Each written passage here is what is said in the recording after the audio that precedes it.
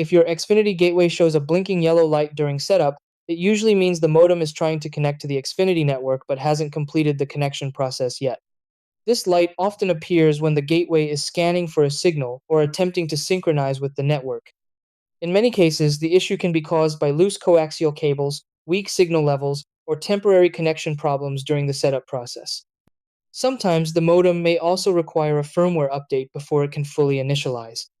Fortunately, most of these issues can be resolved with a few quick checks using the modem itself or the Xfinity mobile app, which includes built-in diagnostics to help detect connection problems. Step 1. Unplug the gateway from power. Wait about 60 seconds, then plug it back in. Step 2. Check that the coaxial cable is tightly connected to both the modem and wall outlet. Step 3. Inspect the cable for bends, cuts, or damage that could weaken the signal. Step 4. Open the Xfinity app and run the connection diagnostic tool.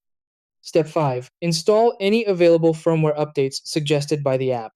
Step 6. Contact Xfinity support if the yellow light keeps blinking after setup.